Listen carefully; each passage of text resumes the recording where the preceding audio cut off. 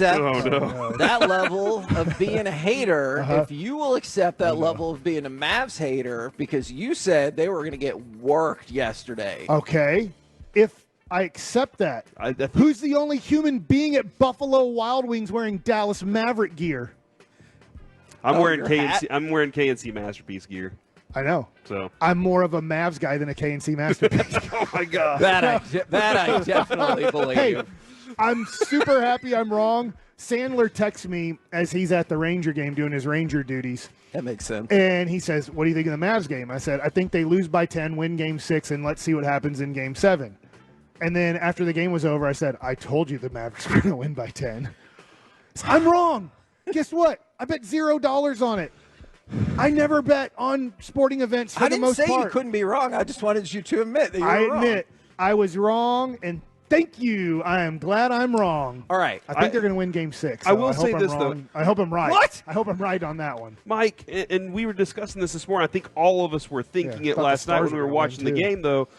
Kevin, nobody could have predicted, based on how Luka looked in the last game, how he was going to look in this game. There was no way that you would have thought, man, did that guy just go sleep in an ice bath in a hyperbolic chamber?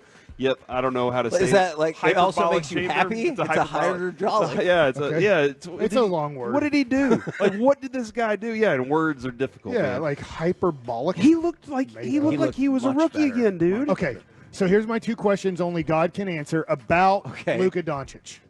1, how did he look healthy? How for a month has he been so hurt?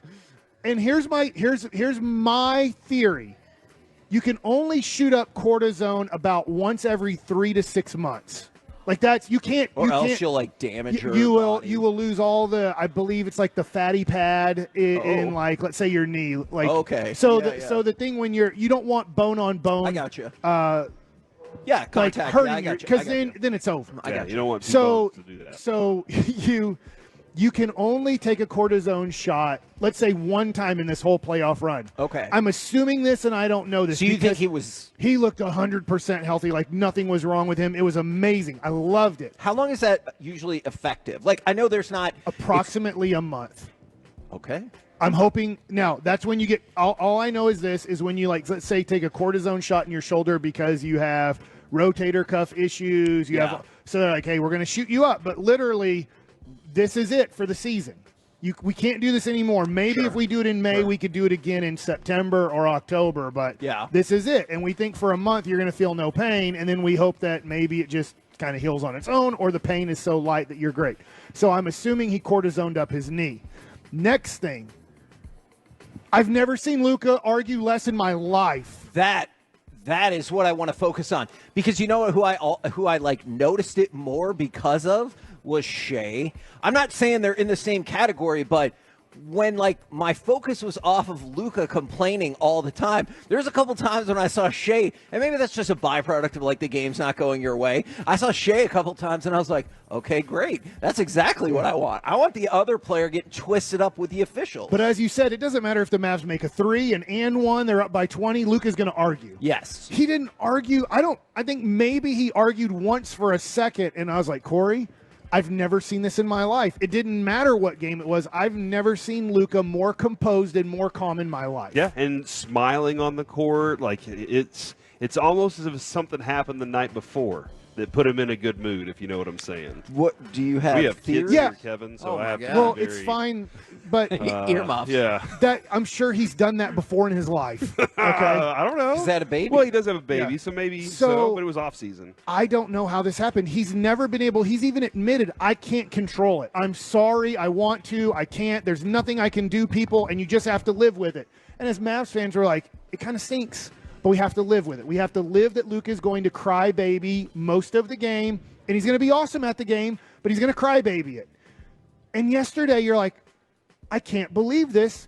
He somehow turned into the guy who is, I guess in a way, Kyrie Irving rarely complains on the Dallas Mavericks. Right. It's not that I followed all his career and every season and every game, but I followed his season this whole year, and he's just barely complains. It has to be very egregious for him to complain. And I'm like, how in the world did Luka do this? Can I ask you a question about that? This is my theory. I know you said only God can answer these questions. Not disrespecting No, we all have that. theories. I'm I'm a cortisone. I have a cortisone theory. So that is actually my cortisone theory is when something is bothering you, sometimes it manifests itself in other ways. And I wonder if he was like, I can't fix my knee. And so I need to do something else. And that's what led to him lashing out at the officials a little bit more. Maybe if he got a cortisone shot, maybe he's feeling better and he's like, you know what? It's not so bad. Maybe everything's going to be okay. And that led him to like ease off the officials. Okay, so now here's my next thing. And I'll just go to what my father. And we don't know for the record. We have no clue. It's just a theory. But how in the world do you become that healthy in one day? That's a great question. Now, here's what my father says, and I'll work off of this. You get more flies with honey than vinegar. So we talked about this the other day. It's a good one. I've never heard it before. Is that liar? Luka affects his teammates whether he wants to or not. Agreed. By his energy and attitude. Yeah. And I thought last night, as the game started not getting away from the Mavs, but we started having the feelings it's 89-81. Next thing we know, it's 89-81. And they've gone on a run. But because Luka's not screaming at the ref because of it or quitting on defense because of it, now the honey instead of vinegar saying comes into effect. The players weren't as panicked in it because their leader, like it or not, is Luka Doncic. Their leader wasn't panicking and getting distracted by other things that you can't change. And the team was able to be okay, even though Oklahoma City went on a 10-0 run. Iron Eagle thought it was the greatest thing that's ever happened in his life. Lou Gossett Jr. And so I was just like, wow. I think when the Mavs ended up staying the course and that run didn't affect them where they all started kind of collapsing mentally, I thought, great job, Luka. This is the example of if you can stay calm and collect throughout a game, your team has a better chance of staying calm and collect when that other team makes a run against you in a critical situation. Do you think it's any coincidence then that Jason Kidd was talking about that specifically about himself in the pregame interviews and how he's changed, or not necessarily changed, but he understands, he sees that his team responds. He's like, my team responds to me. Yeah. If I panic, they're going to panic. And I've noticed this about them. My temperament is what their temperament's going to be. So if I do these things, if I just make if I throw somebody out there just because I'm panicking about it, is there any coincidence that you think he talked with Luka about the same thing? Look, man, if you panic, they're going to panic. I think he has. I've talked to Chris Arnold about this back in December or January, right? Because he's closer to the team than we are because he's there every day.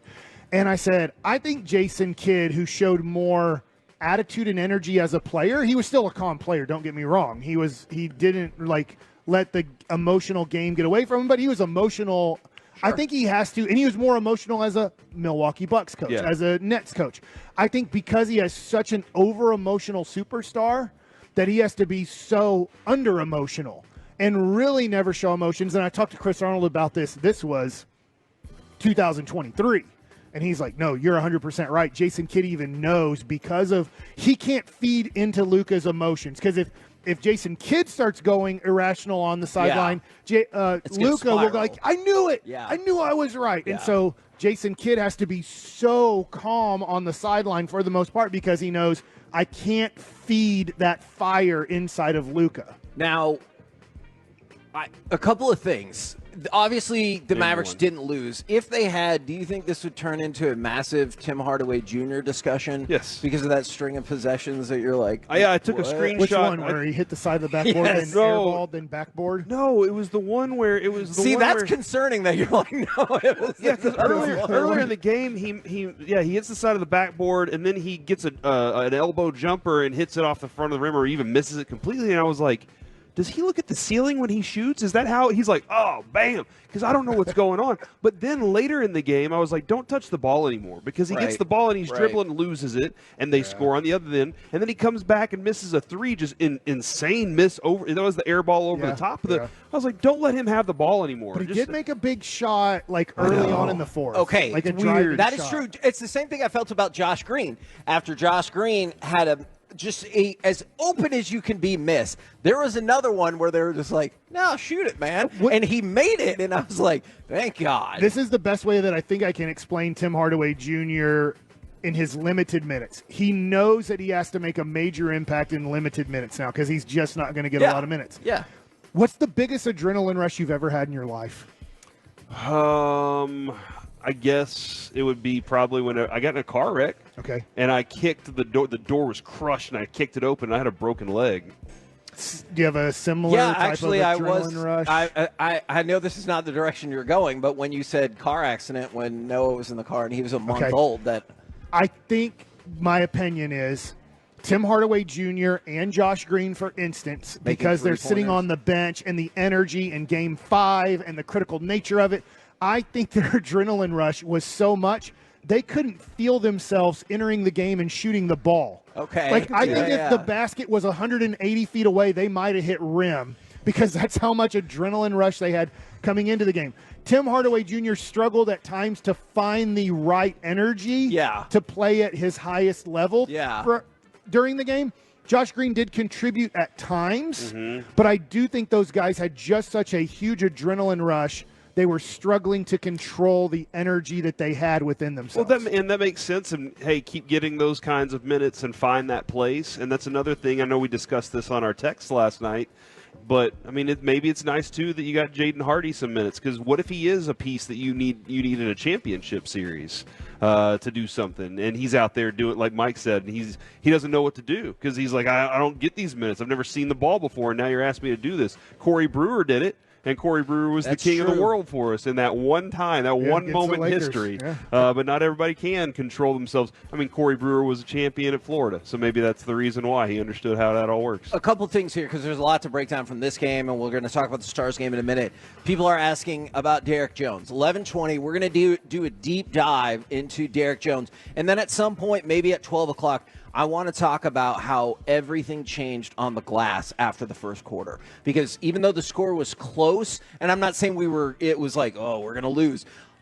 What was happening on the boards, I was like, this is going to go poorly for us. Derek Lively forever. Man, let's talk. There is a lot of players on this team that, and you always have to have that, right? If you're going to go on to win a championship, you need to have so many players that, maybe other people don't know who they are, but they're your team, and you're like, oh, this guy does this, this, and this, and this. And with Jones, with Lively, it's feeling that way just a little bit.